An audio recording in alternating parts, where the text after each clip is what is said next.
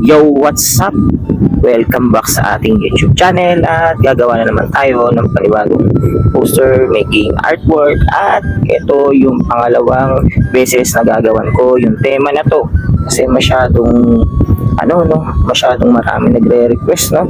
So ito nga yung buwan ng wikang mapagpalaya. So syempre buwan pa rin ng August, trending pa rin tong topic na to, no? At marami pang contest na ginaganap about dito sa temang ito, no? So ayan, ito yung pangalawang poster na gagawin ko about dito sa tema na to, no? Inulit ko lang yung sinabi ko kanina, no? So ayan, marami kasing nangungulit, marami nag-PPM. Gawan ko daw ng iba pang poster, no? So syempre malakas kayo sa akin, ito gagawa natin. Sa mga nangungulit nga rin pala na bakit hindi ko pinapakita yung sketching process ng poster na ginagawa natin, ganun din naman yun, same lang. Nandyan din naman yung pinaka-sketch natin habang in-outline, nakikita nyo naman siguro. Nakikita nyo yung kung ano yung itsura. Siyempre, lalagyan lang naman natin ng outline para mas maging kita yung yung buhay ng mga objects sa loob ng poster, kaya hindi na kailangan. Hindi mo rin naman kailangan malaman kung paano pag ginawa o binuo yung poster. Ang sa akin lang is binibigyan ko kayo ng idea kung paano bumuo ng poster about sa buwan ng wika, no? Kasi ang pangit naman kung gagayahin mo. Ang sa akin lang, gusto ko lang naman makapagbigay at makapag-share ng idea at ng knowledge, no? Nasa sayo na yun kung gagayahin mo o hindi. Pero kung kukulitin mo about sa sketching process, nasa sa akin na yun kung gusto kong ibigay o gusto mo nalang panoorin yung pinaka-video, no? By the way nga pala, tapusin nyo yung video, no? Mas marami kayong matututunan, tsaka mas matututukan nyo ng detalyado yung paggawa ng poster na to. Kasi yung iba, ini-skip lang yung video, no? Tapos tinitignan lang kung yung pinaka-finish product, no? Kaya tataka sila kung bakit, paano ba yun, paano ginawa yun, paano nakulayan yun. So ayan, tuloy-tuloy yung panoorin yung video, huwag nyo tapusin. Kaya mag-skip lang kahit anong part para makita nyo kung paano yung pag-blending, kung paano yung pag-apply ng oil pastel, tapos paano mini-maintain yung neatness o yung magiging malinis ng pagkukulay, tsaka yung paano yung may iwasan yung pagkakalat-kalat ng pastel, no? So ayan, marami kayong matututunan dyan habang pinapanood yung video, kaya huwag kayong skip. Doon naman sa mga nagko-comment na nagpapagawa ng poster, hindi sa mga nag-PPM pala, no, doon sa TikTok page natin tsaka sa FB page natin, no, hindi na ako nagre-reply kasi ganun din naman, puro ganun lang din naman yung hinihingi nila, no, puro pa-help. Ayan na, binibigay ko na yung pinaka-video, no? Binigyan ko na rin kayo ng sample ng poster. Meron na rin tayong in-upload ng video tutorial, no, ng mga symbolism na pwedeng gamitin. So ayan, pwede nyo i-apply yan, pwede nyo gamitin yan, guys, para makabuo kayo ng poster nyo, na pwede nyo pagsama-samahin, tapos maglagay kayo ng ng originality nyo. Yan, makabuo na kayo ng ayos na poster nyan. Actually, madali lang bumuo ng poster, no? Basta alam mo yung process o yung step-by-step process, no? Meron dyan tayong tutorial dyan sa ating YouTube channel. Panoorin mo na lang. Mag-scroll down ka. Tapos pag nagustuhan mo yung video, mag-subscribe ka na rin. Mag-comment ka ng iba't iba pang topic na pwede natin gawan. Pero pipiliin ko lang kung ano yung mga gagawa natin, no? Gusto kasi yung yung pangkalahatan, tsaka yung medyo malawak, yung pinaka-tema. Yung pwedeng pangkalahatan nga, para mas marami pang makaka-capture o kaya makanood ng videos natin, no? Uulitin ko lang, hindi na ako magre-reply muna sa mga PM, no? Lalo na pag ang poster making na gusto nyo pagawa about dito sa buwan ng wika, no? Kasi ayan, binibigay ko na yung pinaka pwede nyong gawin, no? Magbibigay na ako ng mga ideas na pwede nyong gawin. Ito yung mga sample, no? Nakadalawa na, pangalawa na pang poster na to, no? So sana kayo rin makabuo kayo ng mas maganda pang poster dito, no? Kasi ito mga drops lang to, no? Mga sample lang to, hindi ko to pinang-contest kasi kapag once sumali ako ng contest, hindi ganitong kakonti yung mga details, no?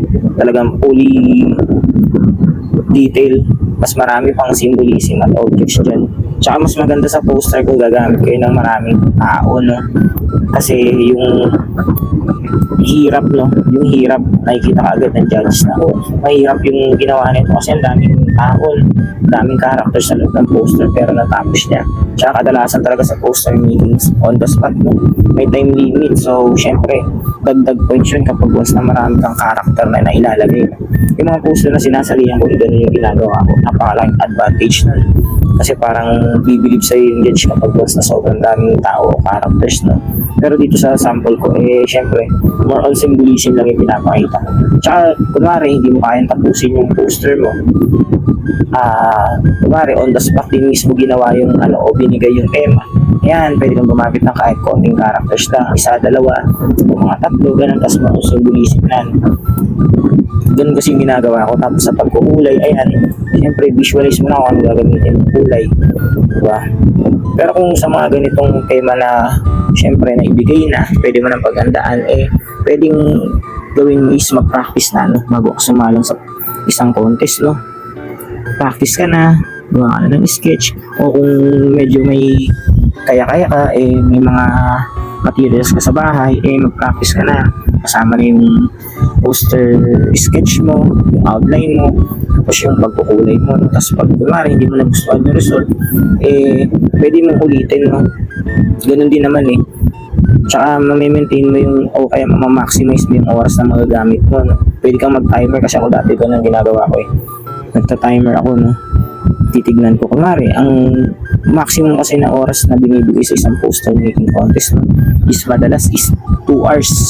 Yun na yung pinaka-maximum, no, na binibigay. Matagal na para sa kanila yun kasi siyempre kunwari nirentahan lang nila yung event place o kaya yung sa mga school competition, no, siyempre may oras ang klase, ganyan.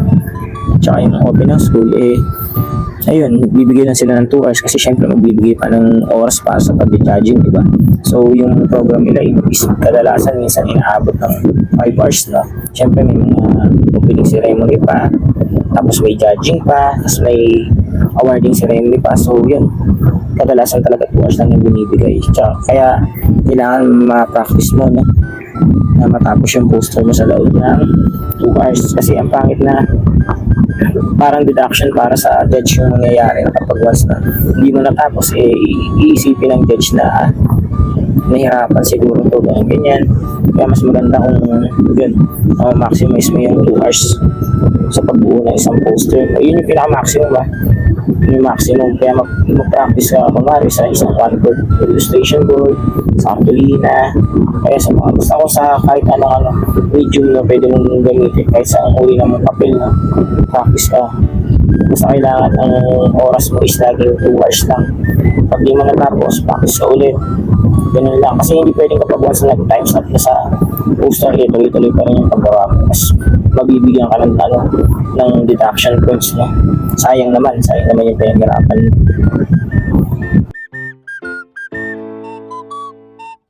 Sa mga nagtatanong din pala, no, kung pwede ba dalhin yung sketch mo, no, na ginawa sa bahay dun sa mismong contest, pwede yun. Basta sarili mong gawa, no? Ikaw yung mismong gumawa. Kasi makikita naman ng ng mga nagja-judge dun. Kasi pag once na may poster making contest na on the spot, yung mga judge na yan, umiikot-ikot yan. May oras yan ng kung kailan sila iikot. Kunwari, sketching pa lang kayo. Ayan, may oras yan na iikot sila, no? Saglit lang, sisilip lang sila dun sa mga contestant, ganyan. Sisilip sila dyan ng mabilisan lang. Dadaan-daan sila, titingin-tingin, ganyan. Tapos syempre, kapag once na, kunwari, 2 hours nga yung binigay, mga after ng mga 30 minutes, yan, ganyan. O kaya mga 1 hour, ganyan. Iikot ulit yung mga judge na yan. Titignan nila kung sino na yung may mga nakulayan na, o kaya yung iba yung mga nag-outline na, ganyan. Titignan nila kung paano yung process na ginagawa mo, yan. At syempre, titignan nila yung pinaka-visual ng poster na ginagawa mo, ng mga kasali, titignan nila, parang pagkukumpara-kumparahin na nila kung sino yung mabilis gumawa, sino yung may malinis na gawa, sino yung may mga poster na pasok sa tema. Syempre, para mas mapabilis yung yung pag-judge nila, no, kapag once na natapos yung lahat ng poster o kaya kapag natapos yung yung time limit, no? So ganun, pwede mong dalhin yung sketch na yun. Tapos yun nga, sa mga nagtatanong kung applicable ba yung paggamit ng marker, oo, pwede yun. Pwede mo pang i-request yun sa sa mismong nagpa-contest, sa mga organizer, no?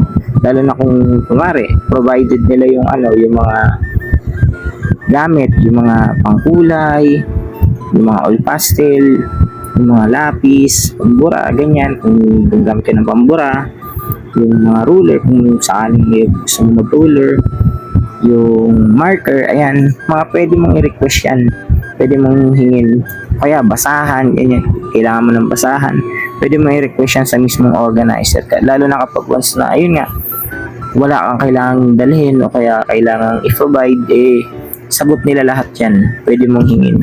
Hindi naman nila ipagdadamot yan, no? Kasi ikagaganda rin ng poster mo yan. Tsaka pa-event nila yun, kailangan i-accommodate ka nila ng maayos. Tapos yun nga, sa originality yung ng poster, siguro naman kapag once na kumuha sila ng judge, may mga alam talaga sila, no? May mga knowledge yung mga judge na kukunin nila. Sana. Lalo na sa mga big event, no? Kasi, ewan ko, sa mga barangayan kasi, kadalasan kung sino lang yung mga kinukuha, no? Pero siguro kung sa mga school competition o kaya yung mga big events or big competition, yun talaga. Mga may alam yung mga nagiging judge dun, no? Kaya kayang-kaya nilang pagkumparahin yung mga gawa. Kumari, ikaw sa tingin mo, nakita mo yung mga poster na ang hirap desisyonan, ang hirap na isipin kung sino yung mananalo kasi parang halos pantay lang. Sa kanila, sa mata ng mga magagaling na judge, may maliit na comparison, no? May mag-a-advance talaga. May magkakaroon ng advantage, lalo na kunwari may nakita silang yung isang poster na to wala ng ganito na kailangan dun sa mismong tema o angkop dun sa tema. Ayun, makukuha na kagad nila yun, magigets kagad nila yun. Malalaman kagad nila kung sino yung mananalo, no? So, ayan. Kaya kailangan kapag once nasasali ka sa poster, need mo talaga mag-research. Kahit sana mga contest, need mo mag-research. Lalo na kapag once na nabanggit naman na yung pinaka-tema, no? Yan, ganun, kung nabanggit yung tema. Tapos kapag once na hindi naman yung poster, walang team, kunwari, parang surprise team lang, ganun, yung pinaka-challenge, magbaon ka pa rin ng sketch, no? Na parang pwedeng maging pang kalahatan o kaya sketch o visual na yun nga pang kalahatan na pwede mo magamit sa lahat. Tapos syempre yung naaangkop sa buwan na yun, no? Kung ano ba yung merong event sa buwan na yun, para ano ba yung magiging tema, pwede ka mag-research nun. Tapos syempre kapag sumakto mas maganda kasi may bubuuin ka na, no? May mabubuo ka ng poster, tapos pwede ka na lang mag-add kasi hindi naman basta-basta kaagad na kapag sinabi yung tema gawa na agad, diba? Magbibigay pa sila ng 30 minutes yan para makapag-prepare ka, no? So ayun, about naman pala sa detail ng mga simbolismo dito sa loob ng poster na ginawa ko, kailangan pa ba natin i-explain? Madali na lang siguro yan kasi meron naman tayong tutorial ng mga symbols, no? Kung para saan yung mga gamit, no? Tsaka meron na tayong explanation dyan about dun sa mga symbol na ginamit natin, no? Sa buwan ng wikang mapagpalaya na doon sa part 1. Meron tayong video ng poster na part 1, no? Nandyan din yan sa baba, halos magkasunuran sila nitong video na to, no? So kung gusto mong ng ibang format ng poster, nandun, meron yan sa baba, naka-perspective view yan. Andun yung mga explanation about sa mga symbol. Dito nag-add lang ako ng konting details, no? Meron dito yung yung maskara, no? Naglagay din ako ng details ng maskara. Tapos syempre yun nga yung mga banderitas, naglagay din ako niyan. Tapos yung puzzle, naglagay din pala ako ng additional na puzzle, no? Na simbolismo, no? Tapos yan, naglagay ako ng tao. Yan, yung Pinoy na may salakot, tsaka yung katutubo, no? Yan, yun yung nilagay ko din kasi sa unang poster ko, isang tao lang yung nilagay ko, no? Tapos Pinoy na nakabarong. So ayan, nakikita niyo yung poster na yung pagkukulay nga pala, no? Aralin niyo yung proper blending, no? Tapos yung nagtatanong nga pala kung ginagamitan ko ng bulak, yung dun sa pagkukulay ko, no, sa pag-apply ng oil pastel, hindi po ako gumagamit ng bulak na. Dati oo, pero ngayon hindi na kasi parang pinapatay niya yung tingkad ng kulay, no, kapag once na gumamit ng bulak, no. Oo, malinis siyang tignan, pero parang para sa akin hindi naman kailangan. Parang sasayangin mo lang yung kulay ng oil pastel mo, no, yung tingkad ng oil pastel mo, no. Pinapatay mo lang yung kulay kapag once na gumagamit ka ng bulak. Mas maganda pa rin na gamitin mo yung yung pastel lang talaga, no, tapos gagamitin mong pang-blend is yung mga light colors, no, ng pastel. Mas magiging buhay yung kulay at saka matingkad, tsaka mas masarap tingnan sa mata, no. Makikita mo yung kung paano naghahalo yung isang kulay sa isa pang kulay. Ayun, pwede ka naman gumamit ng brush o kaya ng basahan kapag once nalilinisin mo yung yung mga excess na kulay, no. Tsaka meron dyan tutorial kung paano mag-apply ng oil pastel, panoorin mo na lang din. Lahat yan nasa YouTube, makikita nyo, mapapanood nyo yan. Pati kung paano gumamit ng mga etching process, yan, makikita nyo yan. So ayan, tapos na yung video natin. Ayan yung pinaka bottom view, no. Punta naman tayo sa pinaka upper view. So ayan, ang daming simbolismo na naka-involve, no. Tapos yan, kita-kita nyo kagad yung mensahe, yung detail, no. Tapos yan, naka-centerpiece natin yung globo, yan. Ibig sabihin nga, yun nga, napalaya na, no. Hindi ka makapagpalaya, no. Parang na-spread out na sa buong mundo sa tulong ng mga ng iba't ibang tao, no, na nakabuka yung bibig. Ibig sabihin, yun nga, nagsasalita sila, no, gamit yung mga wikang Pilipino. So yun lang, mabilis lang. Kung umabot ka sa video na to at natapos mo, i-subscribe na yan, tapos i-share mo na din yung video.